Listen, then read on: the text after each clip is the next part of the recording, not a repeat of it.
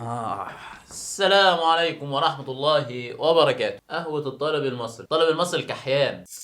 المهم، حد من البريد اتصل عليا قال لي ان انا اجي استلم الشحنه دي، فتعالى يلا نعمل لها انبوكسنج سوا. يلا بينا. صراحه متحمس جدا ان انا افتحها واشوف الحاجات اللي فيها. هنفتح بالايه؟ بالمسطره. بحب انا المسطره الحديد دي لانها طول ما انا قاعد بفضل اعمل كده، هي اللي بتستحملني الصراحه. فنعمل بيها الانبوكسنج. بسم الله ما شاء الله. هو تقريبا كده هيبقى اكتر من اللي كان في دماغ الواحد. ايه ده؟ ايه ده؟ دي نظرية الفستق. اوه اوه الكتاب الاولاني، كل كتاب من الكتب ديت، يعني الكتب الستة دول هم اصلا المفروض كانوا 5 فجم 6.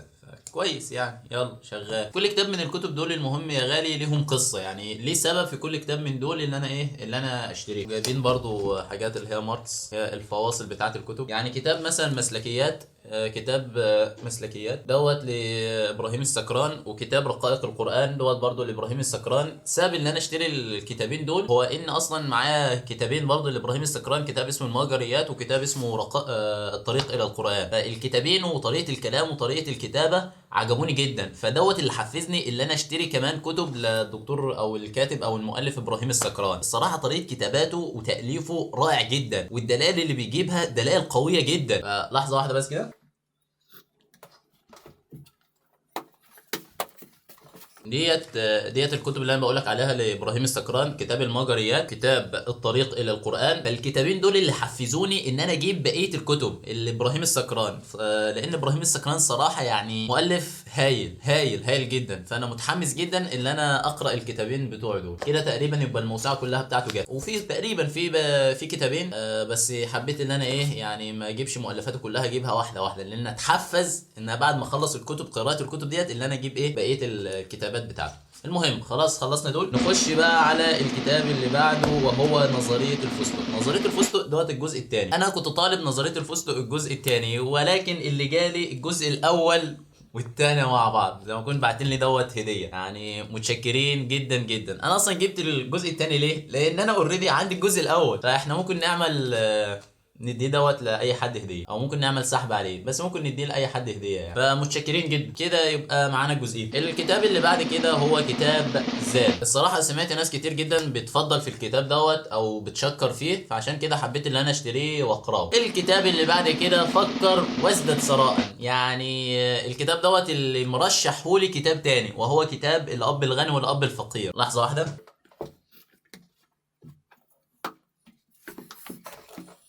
كتاب الاب الغني والاب الفقير تقريبا كل اللي بيقراه عارفين الكتاب دوت. في الكتاب دوت بيجي بعض الجمل كده يقول لك ان الجمله ديت مستوحاه من كتاب فكر وازدد ثراء. حتى كمان في اخر الكتاب يقول لك، بيرجح لك بعض الكتب اللي انت تقراها بعد الكتاب دوت، اللي هو بيكمل الكتاب دوت. فيقول لك اشتري الكتاب فكر وازدد ثراء. على الرغم ان المؤلفين يعني مختلفين، فمش هقول لك مثلا هو مؤلف الكتاب الاب الغني والاب الفقير هو نفسه اللي بيرجح كتابه فكر وازدد ثراء، اللي هو التاليف روبرت تي كيوساكي، واللي هو التأليف نابليون هيل. ايه ده؟ فإن شاء الله قراءة سعيدة. عايزين بقى نعمل سحب على الكتاب ده.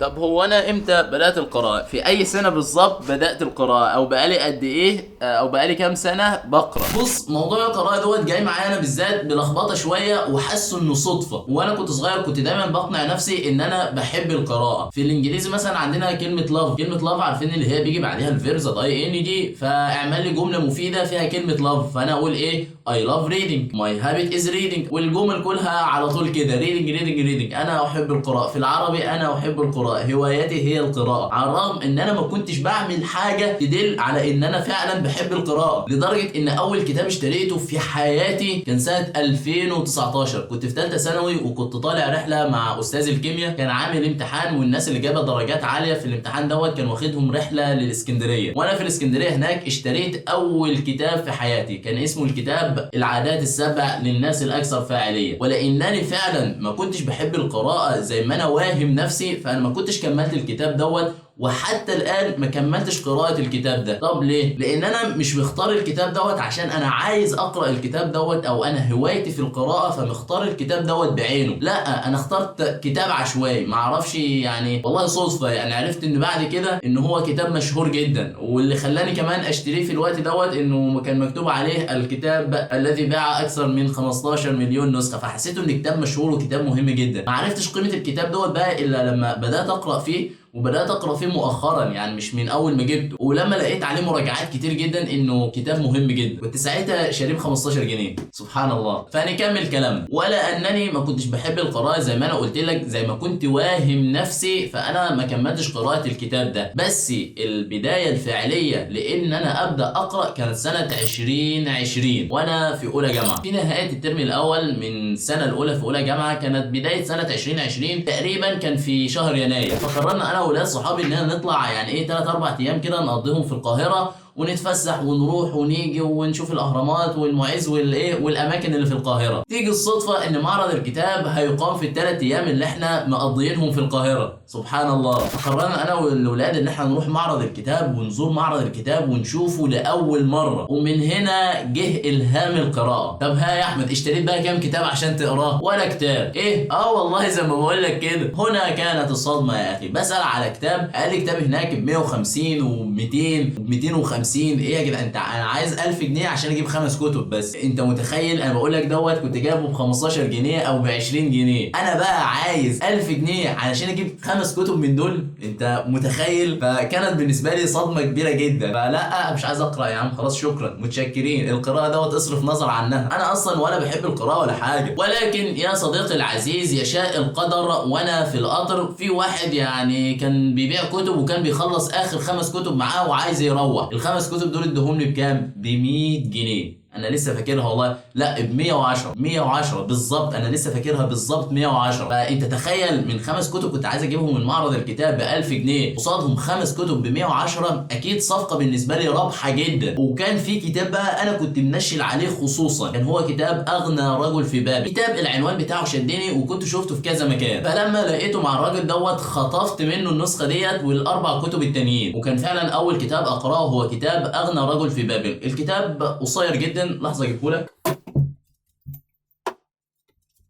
ها هو الكتاب يعني قصير جدا، بس الصراحه كميه الاستفاده اللي انا استفدتها من الكتاب ديت غيرت حياتي، حرفيا غيرت حياتي. كنت عملت فيديو عن الكتاب دوت، روح اتفرج عليه لو ما كنتش اتفرجت عليه. بسبب الكتاب دوت يا صديقي انا قدرت اشتري الكاميرا اللي بصور بيها حاليا، والترايبود اللي حامل الكاميرا، والاتنين سوفت بوكس اللي بينوروا لي دلوقتي عشان تشوفني. ده كله من كتاب تقريبا ب 15 جنيه بس. فهنا فعلا عرفت قيمه القراءه، وبدات تقريبا اخصص جزء من مصروفي شهريا لازم اشتري بيه كتاب او كتابين على الاقل. وبحس بمتعه كده هوت وانا بشتري كتاب جديد والجلد بتاعه جديد كده هوت، اكتر من متعه اللي انا بشتري مثلا بنطلون او تيشيرت. متعه فعلا لا توصف. بقى عندي الشهيه في ان انا اشتري كتب، وده لما وقع منها عليا من نفع. انا حسيت ان انا بدات اتكلم لغه عربيه شويه بسبب ايه؟ الكتب والقراءه وكده. بس حقيقي القراءه يا جدعان ممتعه جدا. القراءه ديت يعني عايز اصورها لك كده عامله زي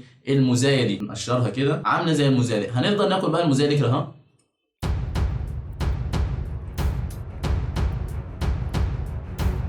الحمد لله. السؤال هنا بقى، هل المزايا اللي كانت بالطول ومعدوله وممشوقه القوام، هل بقى لما انا اكلها هتنزل زي ما هي؟ تنزل هي المزايا الكامله؟ اكيد لا، هتنزل متفتته ومهضومه وهتتحلل، وبعد كده الدم هياخدها ويوديها للاعضاء، ومن الاعضاء للانسجه، ومن الانسجه للخلايا، ومن الخلايا تدخل في السيتوبلازم، ومن السيتوبلازم تدخل للنواه، وليله كبيره جدا. فدوت يا صاحبي اللي بيعمله القراءه، دوت يا صاحبي اللي لما تقرا كتاب هو دوت اللي بيحصل. الكتاب مش بينطبع او بيتصم زي ما هو في عقلك، لا هو بيغير انطباعاتك، هو بيتخلخل في جسمك كله. ممكن تقرا اقتباس معين من كتاب معين بس ما تفتكرش الاقتباس دوت، بس تعمل بيه. هو ده اللي بيحصل بالظبط. قراءه الكتب بتخليك انك تتصرف في مواقف مختلفه بدون انك تعرف ان الموقف دوت اتذكر في انهي كتاب. قراءه الكتب بتخليك تتصرف بطريقه مختلفه عن ما كنت بتتصرف بيها قبل كده، من غير ما تعرف انت ازاي عملت كده، لانه بقى انطباع بداخلك، بقى تصرف او شعور لا ارادي بداخلك. يعني تقريبا هو ده بس كده يا صديقي اللي انا كنت عايز اقوله لك النهارده يعني القراءه مهمه، ودوت فلوج بسيط كده اهوت عن الكتب اللي احنا جبناها النهارده. يعني كتب حلوه جدا حلوه جدا. انا بدات اقرا في مسلكيات بتاع ابراهيم السكران، حاجه في منتهى الروعه. ايه الجمال ده! فان شاء الله نبقى نقتبس لكم منه شويه مواضيع كده اهوت، ونبقى نعمل لكم مراجعه عن الكتب اللي احنا جبناها دي. يلا اشوفكم على خير.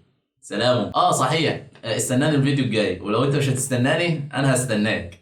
سلام.